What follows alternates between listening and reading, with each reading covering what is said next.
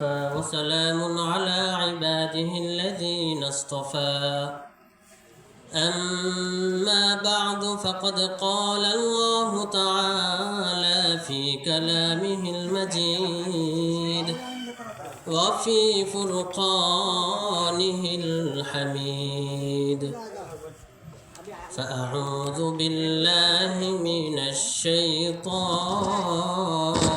الرجيم بسم الله الرحمن الرحيم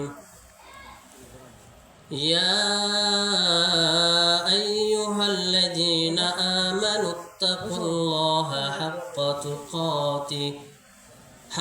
تقاته ولا تموتن إلا وأنتم مسلمون صدق الله العلي العظيم وصدق رسوله النبي الكريم ونحن على ذلك من الشاهدين والشاكرين والحمد لله رب العالمين وقال الله تعالى إن الله وملائكته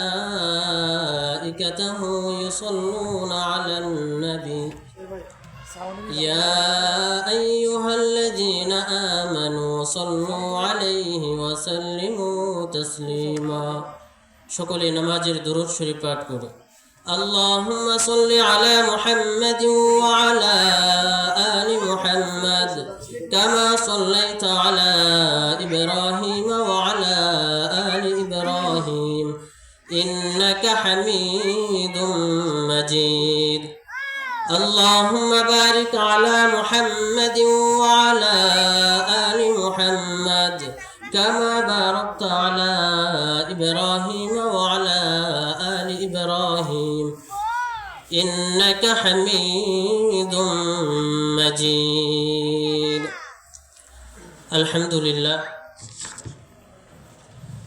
খোলাভাঙ্গা দক্ষিণপাড়া ইসলামতির পাড় জামে মসজিদ কেরাতিয়া মাদ্রাসার উদ্যোগে ইসলামী মহাসম্মেলন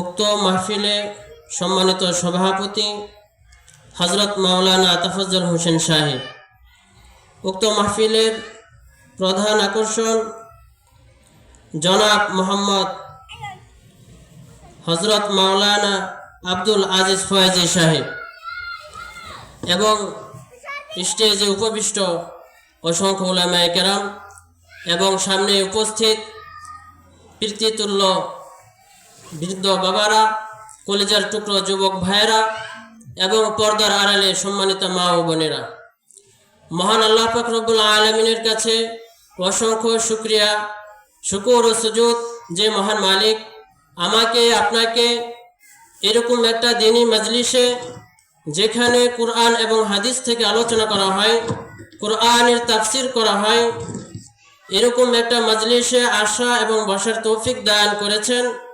সেই জন্য আমরা সকলে শুকরিয়া আদায় করি আলহামদুলিল্লাহ।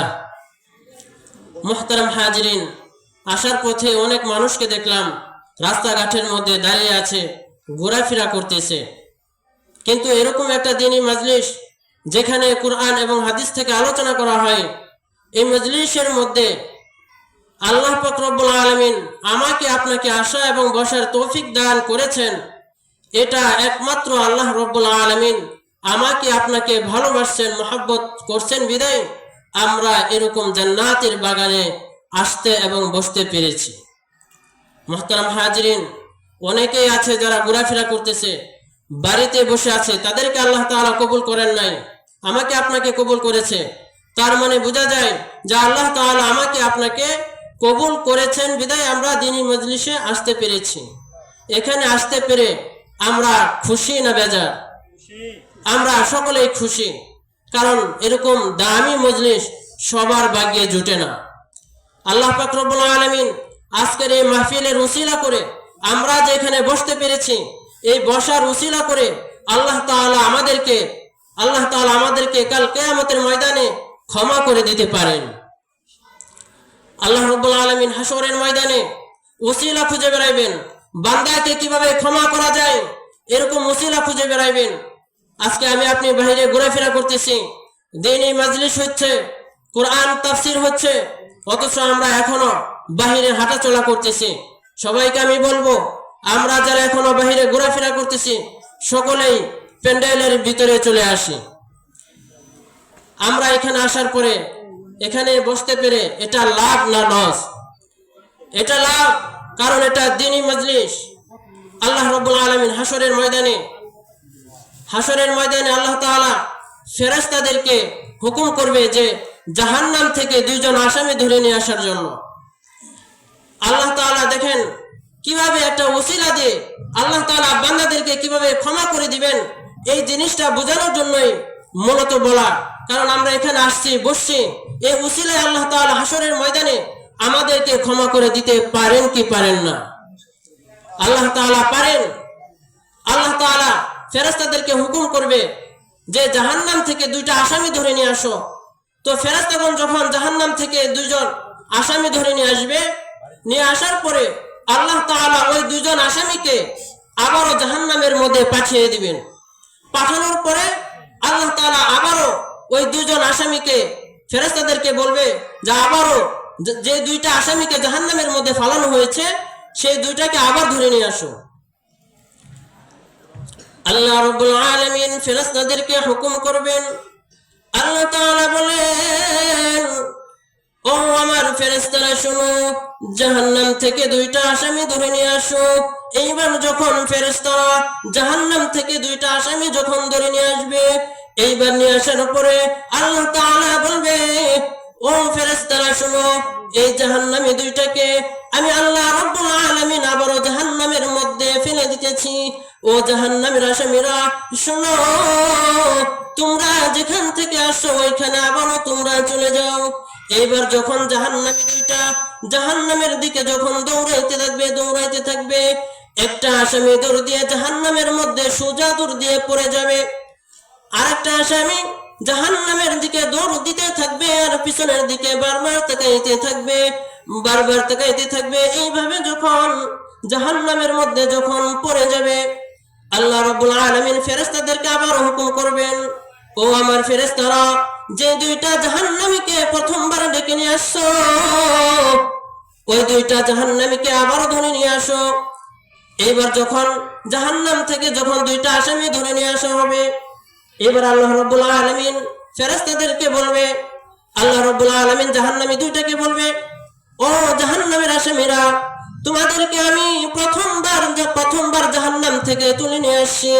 তুলে নিয়ে আসার পরে আমি তোমাদেরকে আবারও জাহান্নামের মধ্যে চলে যাওয়ার কথা বলেছি। আমি দেখেছি তোমাদের মধ্যে আমি যখন হুকুম করেছি সাথে সাথে তোমাদের একজন জাহান্নামের মধ্যে দৌড় দিয়ে চলে গেছে, জাহান্নামের মধ্যে পড়ে গেছে। আরেকজনকে দেখলাম জাহান্নামের দিকে বারবার যেতেছে আর আমার দিকে বারবার ফিরে তাকায় আর জাহান্নামের দিকে দৌড় দেয়। কারণটা কি? এ দুনিয়ার মুসলমান, বুঝে থাকলে বলেন, আল্লাহ রাব্বুল আলামিন বান্দার মনের খবর জানেন কি জানেন না? আল্লাহ তাআলা বান্দার মনের খবর জানেন। জানার পরেও আল্লাহ তাআলা বান্দাকে জিজ্ঞাসা করতেছে, কারণ বান্দা যখন আল্লাহ রাব্বুল আলামিনের প্রশংসা করবে, সাধারণত আমরা মানুষের প্রশংসা করলে মানুষ খুশি হয়ে যায়, ঠিক তেমনি ভাবে আল্লাহ তাআলা বান্দার জবান থেকে আল্লাহ তাআলার প্রশংসা শুনতে চায়।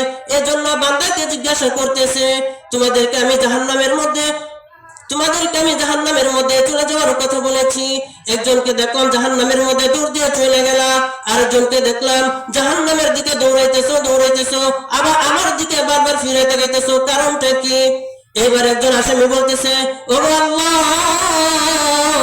দুনিয়ার মধ্যে আপনি আমাদেরকে 60-70 বছর জীবন দান করেছেন, এত লম্বা একটা হায়াত দান করেছেন। দুনিয়ার মধ্যে আপনি হুকুম দিয়েছিলেন আপনার হুকুম পালন করার জন্য, দিন কায়েম করার জন্য, নামাজ পড়ার জন্য, কুরআন তেলাওয়াত করার জন্য। এত লম্বা হায়াত পাওয়ার তারপরও দুনিয়ার মধ্যে আপনার কথা আমরা মানি নাই। এজন্য আমি চিন্তা করেছি আজকে আপনি যখন আমাকে হুকুম করলেন জাহান্নামের মধ্যে চলে যাওয়ার জন্য, এজন্য চিন্তা করে দেখলাম দুনিয়ার মধ্যে আপনার কোনো হুকুম পালন করে নাই। এজন্য চিন্তা করে দেখলাম এখন যদি আমি আপনার হুকুমটা পালন করতে পারি, এর উসিলায় হয়তো আপনি আমাকে ক্ষমা করে দিতে পারেন। আল্লাহ রাব্বুল আলামিন ক্ষমা করে দিতে পারেন কি পারেন না?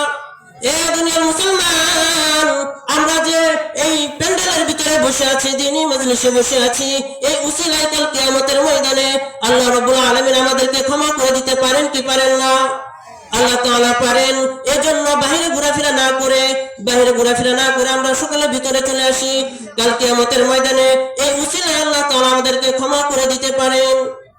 মুহতারাম হাজিরিন, সময় খুবই সংক্ষিপ্ত, কাগজ দেওয়া হয়ে গেছে। যে সমস্ত কথাগুলো বললাম এই কথাগুলোর উপর আমল করার তৌফিক দান করুন। ওয়া আখিরু দাওয়ানা আলহামদুলিল্লাহি রাব্বিল আলামিন। আসসালামু আলাইকুম।